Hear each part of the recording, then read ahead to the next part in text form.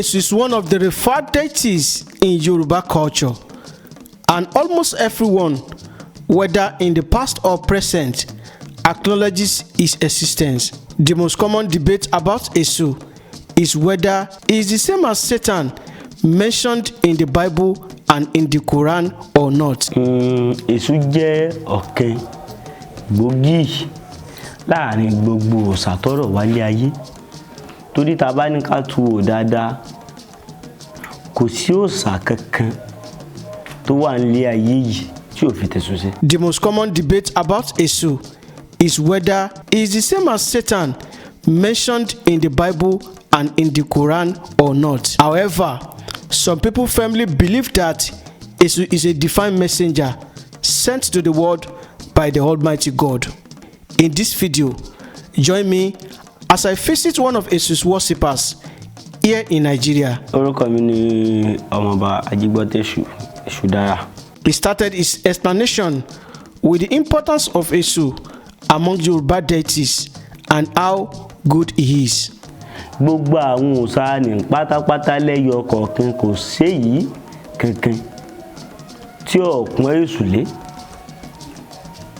Torí Esu jẹ́ nǹkan pàtàkì. Kódà ká má sọ àárín òòṣà gan, ká sọ àárín àwọ̀ ìrìn ara. Kò sẹ́ni tí ò ní gbọ́dọ̀ Esu tí ò ní òòṣà kan ni. Wọ́n lè máa rò pé àṣeburúkú ṣeré ni o. Ṣùgbọ́n Esu láàlú ògidì òkú láwọn orí àrùkọ ẹbọ alájẹrẹ tọpa òòṣà gidi ni. He is a young man who practices Yoruba Voodoo and believes that his spiritual power comes directly from the famous Esu. Ògún bẹ tó dájú. Ṣùgbọ́n àwọn Yorùbá máa ń sọ pé ibi tí anẹwọ́ sí bọ́ọ̀ ṣègùn báyìí. Bọ́ọ̀ ṣègùn yìí. Ibi tọ́dọ̀ tí ẹ parí sí bẹ́ẹ̀ tẹlòmíì ti bẹ̀rẹ̀.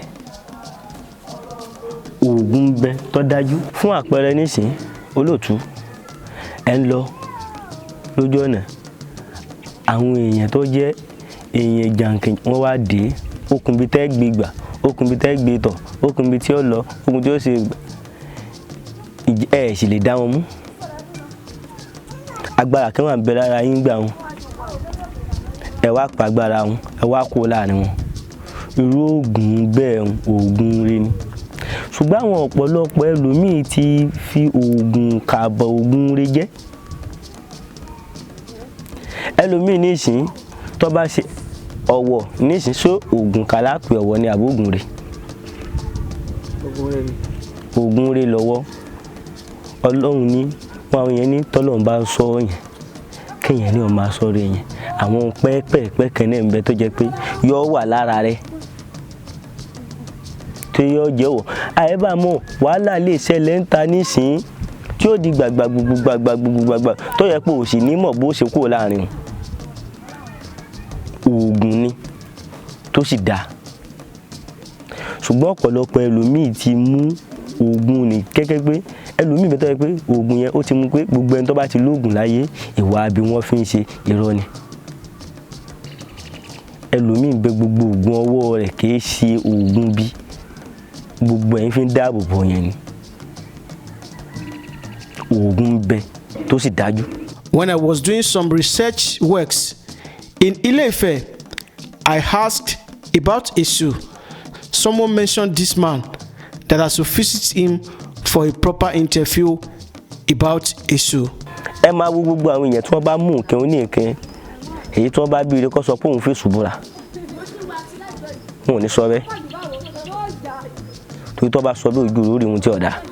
Téèyàn bá mú Esu pé Esu mú pé màá sìn. Alákọ̀ọ́kọ́ tó bá mú Esu tó o sì rìn lọ́nà tó tọ́ àtọ̀nà tó yẹ kó máa ní. Kò sí ohun tó bá pè láyé tí ò ní ṣe. Kò sí ohun tó bá fà láyé tí ò ní tó ra wọn. Tí ẹ̀gbin bá sì fẹ́ kẹ́yìn ta tó bá sọ pé Esu láàlú ògiri òkò ó sì rí pé ṣe nǹkan mi yàtọ̀ sí ọ. Ẹni báyìí tó fẹ̀gbin kẹ́mi nǹkan báyìí mo fẹ́ kó lọ sí kó tó sọ̀rọ̀ ni Esu ó ti máa lọ gbéjà níbẹ̀. Tó bá mú Esu pé òòṣà mi ni tó mú lókùnkúndùn tó mú pé òòṣà mi ni níjọ́ tílẹ̀ bá di gágá tó bá di gbogbo èso ọ̀yọ́ èso jẹ́ nǹkan pàtàkì tó yẹ kí gbogbo ọmọ Yorùbá ó ní tó yẹ kí wọ́n máa sìn. For example ká sọ pé ìyẹn jọ̀sẹ̀ kí wọ́n ní kéèyàn lọ́mú wa wọ́n ní ẹlọ́mí epo wà ẹ̀rọ lé epo jẹ́ ẹgbẹ́ tí wọ́n bá bẹ èso ńṣẹ́ tó le káàkiri wọ́n lọ́ọ́ fi àdìbọ èso tí wọ́n bá padà lọ́rọ̀ tí wọ́n bá mú ẹjọ́ lọ́wọ́ wọ́n gbọ́dọ̀ mẹ́po lọ́wọ́ torí epo nìrọ́jú ọbẹ̀ tó bá fi epo bọ èso tó fà kwa tó fi gbogbo nǹkan bọ́ kódà kó lu nǹkan lẹ́jọ́ gbọ́dọ̀ lépo kí gbogbo ohun tẹ́yẹ̀ bá a ṣe kó bá a lè ṣe. One of the things that people do doubt is African power, which is Voodoo.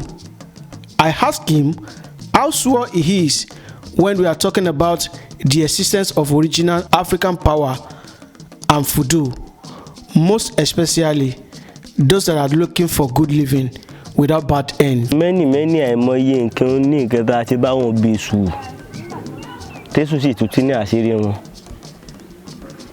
tá a ti ẹ̀ lè ká tó ti ṣe tó ti pọ̀ many ohun tẹ́sù ti ṣe tẹ́lù bá tó bá ní wọ́n jí nǹkan òun gbé ní tàbá a máa ń béèrè ní àìkúfìrí lọ Jésù nípa wá ni wọ́n mú nǹkan òun nísìn a ní ọyẹ́ lọ bẹ́sù ẹ lọ sí kínní a kọ́kọ́ béèrè èṣù so lè bá wa sí tẹ́sù bá ní ẹ máa ṣe a wà lọ bọ́ tó bá bọ́ tá a bá bọ́ tébì ní bá fi lè yẹn tí gbogbo ohun tá a bá bọ́ tẹ́sù bẹ́ẹ̀ lóhùn gbà àṣírí ohun tó ń tù tẹ́yìn tí wá ṣe tó bá dédé èṣù tá a bá béèrè tá a bá ní èṣù láàlú ògidì òkòso lè ṣe tẹ́sù bá lóhun ó ṣe tá a bá bí èṣù ohun tó ń rí iṣẹ́ o.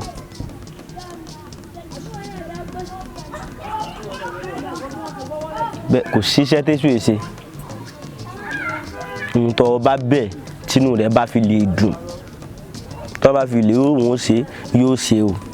He explained his personal experiences about people's testimonies. àìmọye àwọn èèyàn tó yẹ pé ẹlòmíràn wá tó sọ pé lágbájá báyìí ó jí nǹkan òun gbé tá a sì béèrè lọ́wọ́ ṣàwòsàn báyìí tó lè ṣe tó lóun lè ṣe tá a sì bá a bọ́ ẹni tó mú nǹkan ẹni kò ní gbádùn àárọ̀ máa ní ó dìgbà tó bá lọ jẹ́ pé mo mú nǹkan oníkan báyìí tára ni ó sì tù ó ti pọ̀. Talking about his way of helping people spiritually, he discussed this a lot. ẹnìkan bẹ tó gbé ọ̀kadà ọ̀rẹ́ mi gẹ́gẹ́ ló mú wá ọ̀rẹ́ mi gẹ́gẹ́ tá a jọ lọ secondary school ni tó sì gbé ọ̀kadà ẹ̀gbọ́n rẹ̀ wọ́n sì wá àṣìgbé èṣù náà làwọn àbọ̀njọ́ èṣù ló lóun lè ṣe ara sì ń tọ́ wọ́n sì lọ gbé ọ̀kadà nǹkan rẹ̀ nígbà tá wọ́n sì pè mí a sì bọ èṣù lọ́nà ẹ̀rọ ara sì tù. Talking about the reason why people need to be equipped with African power and spirituality. ẹni tí a sọ pé ayé ń dà á láàmú kọ̀ọ̀rọ̀ ní àbáyọ ọ̀rọ̀ rẹ̀ olójútùú nǹkan rẹ̀ orí bó ṣe yẹ kó rí tó bá dé tá a bá béèrè tẹ́sù bá lóun ó ṣe tó bá bọ èṣù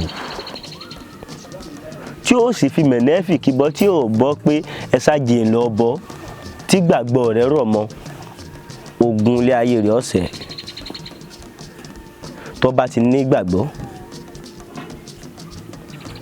kò sí ohun tó bá wá tẹ́sù ò ní ṣe kò sí irú ìṣòro táwọn èèyàn lè ní tó bá dé tó bá tún béèrè pé gbogbo ìṣòro tó lè ní tá bá ti béèrè torí wíìlì níwádìí ohun gbogbo dájúdájú á kọ́kọ́ béèrè ní pé tó ìṣòro tí lágbájá gbé wá yìí láàlú ògiri òkú irú mọ̀lẹ́ gbá mọ̀lẹ́ ṣe é lè ṣe tí wọ́n bá láwọn ó ṣe tá bá béèrè ohun tí wọ́n gbà tí wọ́n bá gbà wọ́n ó ṣe tá wọ́n bá dé tá bá béèrè tí wọ́n bá ní eléyìí àwọn ò lè ṣe á fún ní owó tó fi dà níyẹn pé ọyá gbẹrù ẹ máa lọ Ọlọ́run wọn sọ wá. tí mo fi lè sọ pé èṣù jẹ́ òòṣà gidi pé àìmọye nǹkan mẹ́rìírí tẹ́sù ṣe tó sì jẹ́ nǹkan rere lójú mi ni mo fi lè fọwọ́ sọ̀yà pé kò sí nǹkan yó àwọn ẹlòmíì tó yẹ kí wọ́n wá wé ìgbélú wọn ti dé ta sì báwọn bèṣù. Someone that is worshiping Èṣù must not involve in evil acts. Èṣù will surely deal with the person.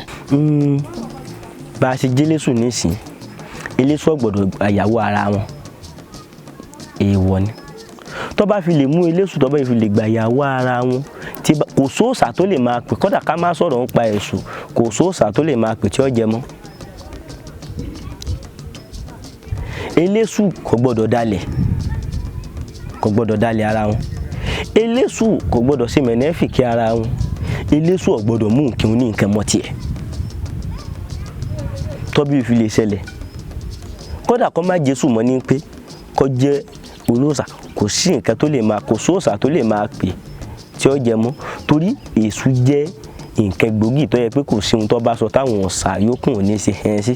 Thanks for watching my videos. Please like, share, comment and subscribe to my channel. Don't forget to click the notification bell so that whenever I upload another video, you will be notified. Thanks for watching. God bless you. Ẹni láǹtorí ọ̀dàrọ̀ jàdí èṣù má ṣe wá ọmọ ẹlòmíì ni ó ṣe. Èṣù ó èṣù ọba àríbò òde ó. Mojúgbé tí ń gbélé kẹtù àwúrẹ́là ọmọ ọ̀sà ọjà. Èṣù ó èṣù ọba àríbò òde ó.